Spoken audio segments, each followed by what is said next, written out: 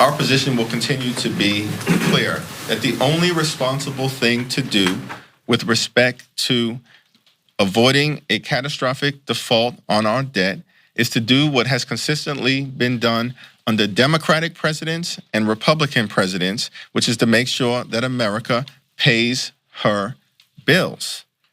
That is the only responsible position at this particular point in time. That was House Minority Leader Hakeem Jeffries giving the usual establishment politics and political rhetoric bunch speak as the ongoing debate over the debt limit continues. A quick recap. Last month, the House GOP introduced and eventually passed the Limit, Save, Grow Act of 2023, which entails the following. The legislation would suspend the debt ceiling, which caps the amount that the United States is authorized to borrow until March 2024, or until the debt grows to 32.9 trillion, teeing up another fiscal confrontation just as the 2024 presidential campaign hits a critical period.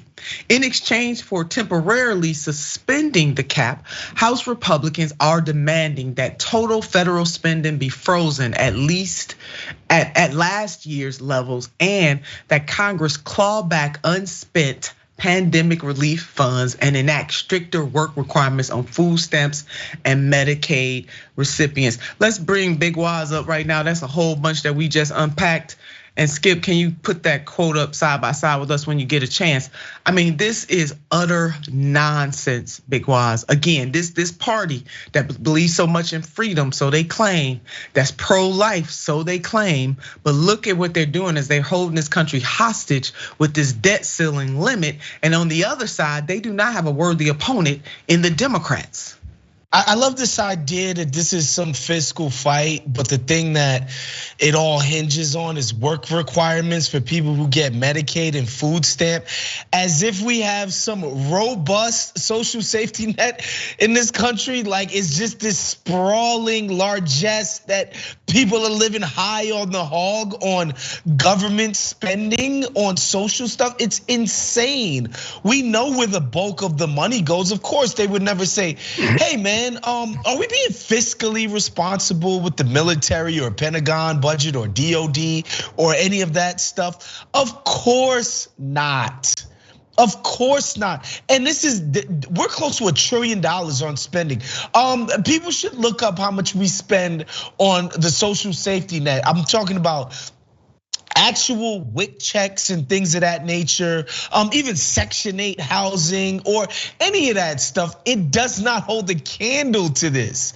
It's not even close. So just this idea, it's just a dodge and just another way to sort of punch down on people who are really poor, to make them the reason the country is quote unquote spending out of control.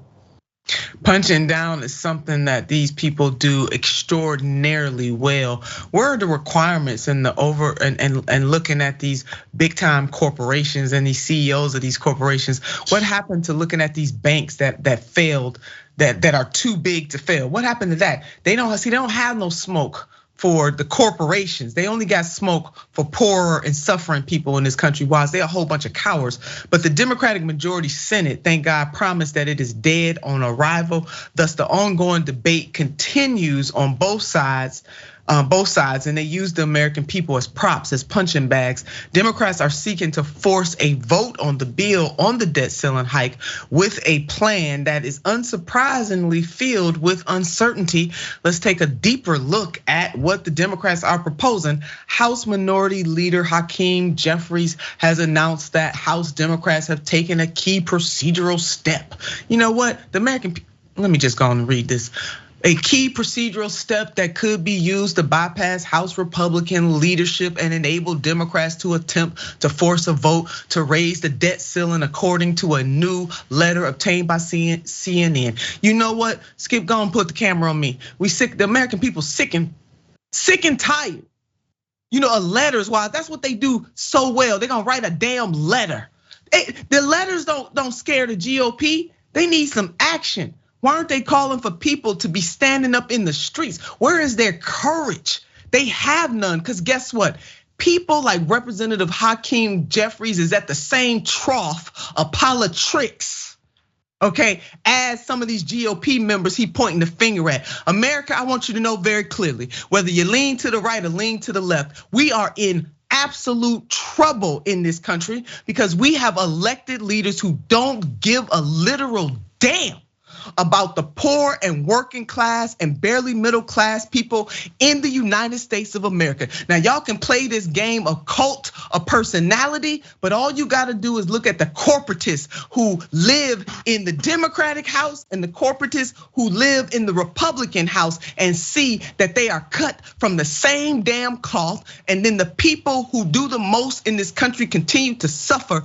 Hello, East Palestine, Ohio, where they let you down. Hello, Flint, Michigan, where they let you down. Hello, Jackson, Mississippi, where they let you down. Hello, Cleveland, Ohio, where they let you down. Fill in the blank, sisters and brothers and family and friends of any city all over this country, any rural community, any suburban community all over this country that is not ultra wealthy. They don't give a damn about you. We sick and tired of your letters. Okay, forget your letters. When are you gonna do something? Stop playing these damn games. Big Waz, they do it every single time. What job is it do you know that you can have and you don't have to do your damn job and you keep getting paid and you keep getting reelected? America, at some point again, and I'm gonna say it ad nauseum, I'm gonna say it every time that I can, at some point it is on us, and we need working class people from all stripes, Waz, and I mean all stripes. I don't give a damn who you voted for. I don't care if you didn't vote. We need working class people from all backgrounds to unite and say to hell with both of these duopolies who are doing the working people in this country, failing our kids, failing our elders, failing the environment. They just failing all the way. But damn it, they keep getting elected, making six-figure ass salaries to write letters. Waz, I'm over it. You know what I mean? I'm done with it. I don't know about you, but I'm done. I love it, and you're right. And the thing is, it's gonna be on people to unite across the sort of class strata, because it's just obvious that these people have no plans or intentions on working to do anything that makes people's lives better. It's all this posturing, it's all of this fear mongering about what are you gonna do when Trump gets elected? You know, oh, it's gonna be so scary and so sad when Trump gets elected. It's like, I don't know. Trump was president for 4 years. It didn't feel like working class people had it any better or worse than what Joe Biden is doing. Where's the proof? Where's the actual tangible proof that these guys make a difference in the lives of working people everywhere? I think we saw it in 2016 when nobody wanted to come out for Hillary Clinton. People in places like Michigan, in places like Illinois, all over Ohio, they were like, look, we did the Obama thing for 8 years. What was the fruits of that? There was no fruit born of that. And they didn't want to show up for the Dems. You know, even when these guys have incredible power and influence, they do nothing. They do a financial give back to the health insurance industry. They can't, you know, they promise single payer, they promise universal health care, they promise this stuff at every single turn. All they do is kowtow to Wall Street. All they do is kowtow to the financial sector. And so, yeah, you shouldn't be surprised by this feckless leadership. We should not, Waz, and that is it. Feckless as hell. The move is the next step. Going back to what these Democrats and their letter writings, the move is the next step House Democrats need to take to preserve all of their options as lawmakers stare down a June 1st deadline of potential default if Congress doesn't act to address the debt limit before then. The procedural step could be used to bring up a discharge petition to address the debt limit, but Democrats would need Republican support for the step to go into effect, and it is unclear how much exists. They know good and damn well that don't exist. It's like finding a damn needle in a haystack. A discharge petition can be used to force a floor vote, but only if a majority of House members sign on in support. It's difficult for discharge petitions to succeed because of the high threshold that must be cleared. 213 House Democrats would need the support of 5 Republicans, but already a number of swing district GOP lawmakers are making clear they don't support Jeffries' efforts. And guess what? These damn Democrats knew it from the beginning. I mean, why are you all up in the trap of the GOP?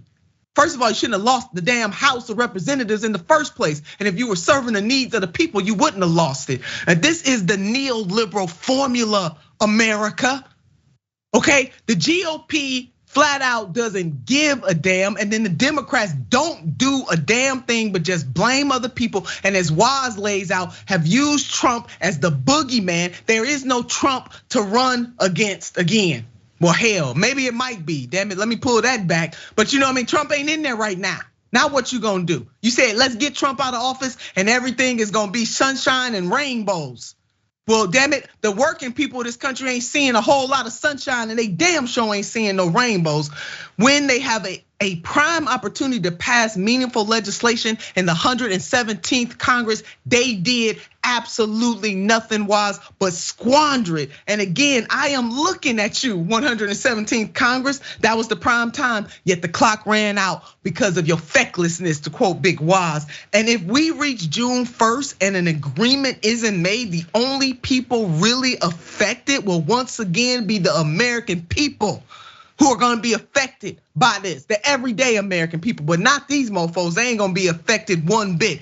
And here's who would be most affected if that default occurs. Most affected, Social Security payments, as we know, because we've been around this block. Wise, this ain't our first time going around this block. This ain't our first time at this rodeo. It's dysfunctional. What kind of job would you have? This scenario repeats over and over and over and over and over and over and over a damn again. Every single time it's this, we come up against this. But most affected, Social Security payments, federal employees and veteran benefits, financial markets, borrowing costs, the damn economy. They know this, and yet they keep playing games with this. We sick and tired of these people. Look, if you sick and tired of too, go ahead and join us. Okay, join the sick and tired club.